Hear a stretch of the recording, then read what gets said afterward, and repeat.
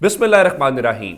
लाखों करोड़ों दुरूदो सलाम मोहम्मद मुस्तफ़ा सल्लल्लाहु अलैहि वसल्लम और आले मोहम्मद पर। मैं हूं उमर दराज गोंदल। जस्टिस गुल हसन औरंगजेब ने कल इमरान खान का साइफर ट्रायल 11 जनवरी तक रोकने का हुक्म दिया।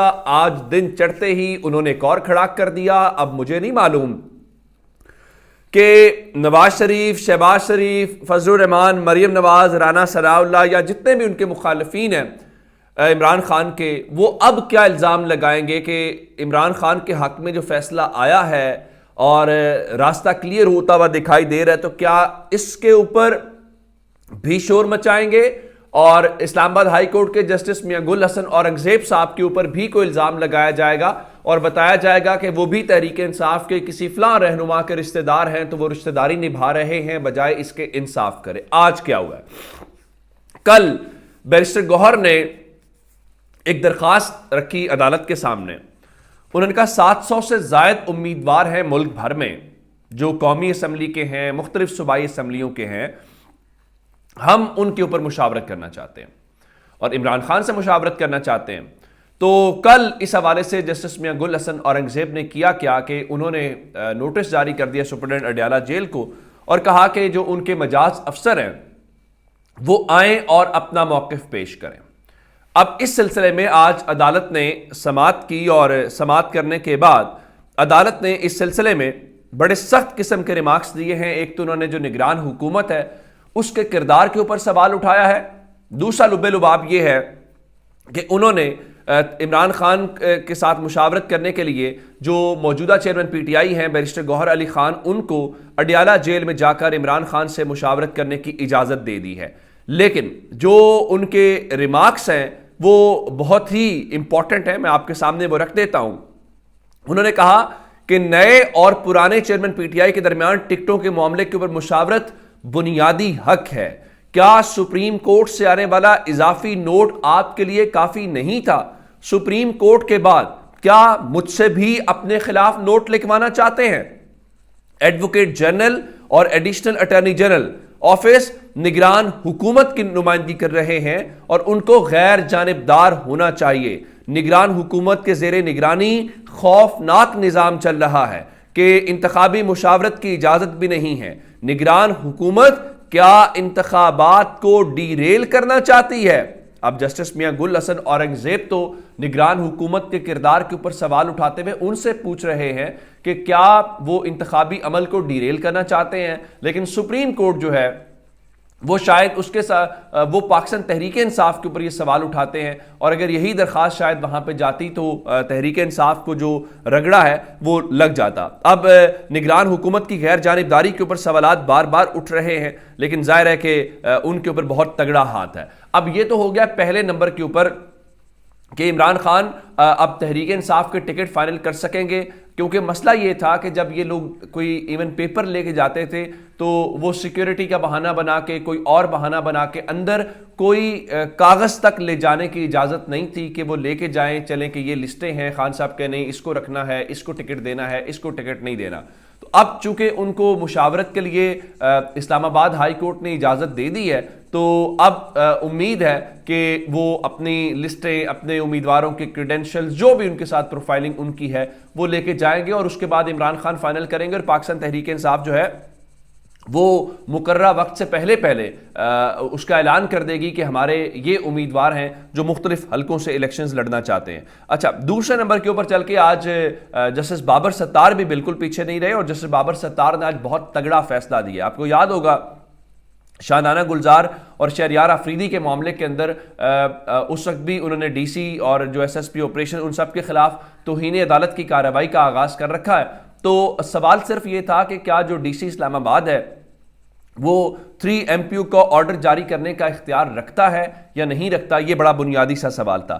इस सिलसिले में आज उन्होंने महफूज जो फैसला किया हुआ था वो जस्टिस बाबर सत्तार ने सुनाना था और जस्टिस बाबर सत्तार ने वो फैसला सुना दिया है और उनके मुताबिक डिप्टी कमिश्नर इस्लामाबाद के पास 3 MPO जारी करने का इख्तियार नहीं है।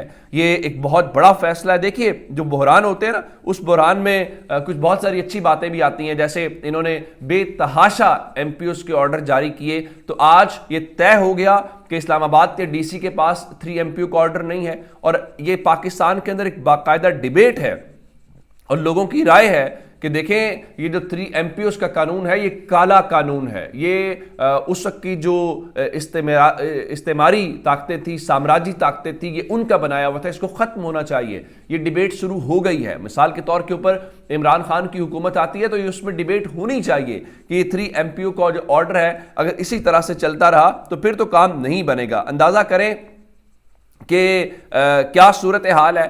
عمران خان آپ جانتے ہیں کہ شوکت خانم نامی اسپتال چلاتے ہیں جو ملک کے مختلف حصوں میں بنایا گیا ہے، تو کراچی کے اندر بھی شوکت خانم بن رہا ہے۔ اب اس شوکت خانم کی فنڈ ریزنگ کے لیے اسلام آباد کے اندر ایک وہ کیا اس کو کہتے ہیں کہ فنڈ ریزنگ تقریب رکھی گئی تھی میریٹ کے اندر، اور 26 تاریخ کو حکومت نے خود اس حوالے سے ایک وہ اجازت نامہ دیا، NOC دیا، جس کو نو آبجیکشن سرٹیفکیٹ آپ کہتے ہیں، اور آج یہ 29 تاریخ کو ہونا تھا اور حکومت نے بغیر کوئی وجہ بتائے اس کو منسوخ کر دیا۔ یعنی انہوں نے شوکت خانم کو فنڈز اکٹھے کرنے سے روک دیا۔ مجھے یہ بتائیے بے شرمی، بےہودگی اور گھٹیا پن کی کوئی حد ہوتی ہے؟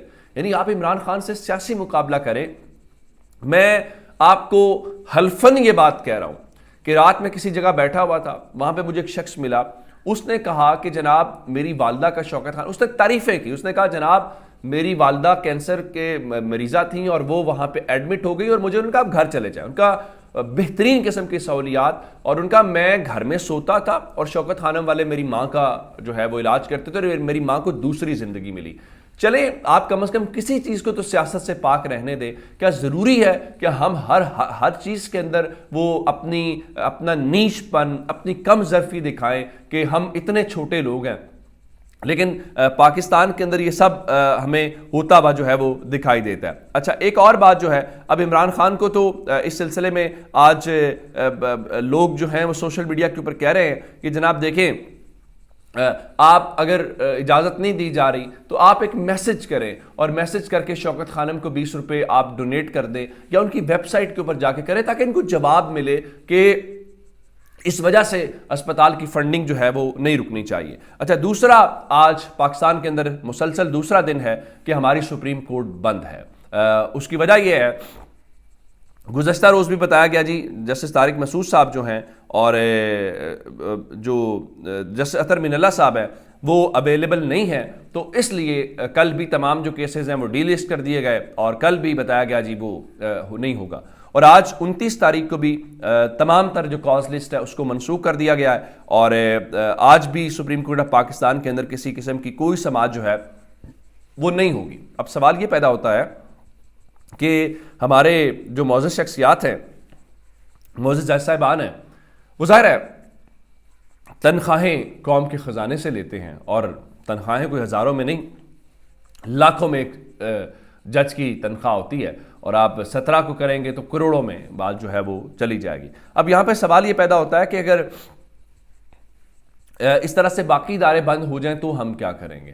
اب تحریک انصاف کی بڑی اہم درخواست لیول پلینگ فیلڈ والی، عدالت نے کہا بھی توہین عدالت کے اوپر کہ وہ ہم اس کو لگائیں گے، لیکن عدالت جو ہے وہ اس کے اوپر بند ہے۔ اچھا ایک بڑی دلچسپ صورتحال ہے کہ یہ جو موجودہ الیکشن ہے اس الیکشن کو لے کے کوئی اس کو دفاع نہیں کر رہا، اور ہر کوئی کہہ رہا ہے، ایون رات کو حامد میر شاہ زیب کے شو میں بیٹھ کے کہہ رہے تھے کہ 8 فروری کو الیکشن نہیں ہو رہا، فراڈ ہو رہا ہے، اور ان کے مطابق ماضی میں ایسا کبھی نہیں ہوا، اور ان کا میں اس کو الیکشن سمجھتا ہی نہیں ہے۔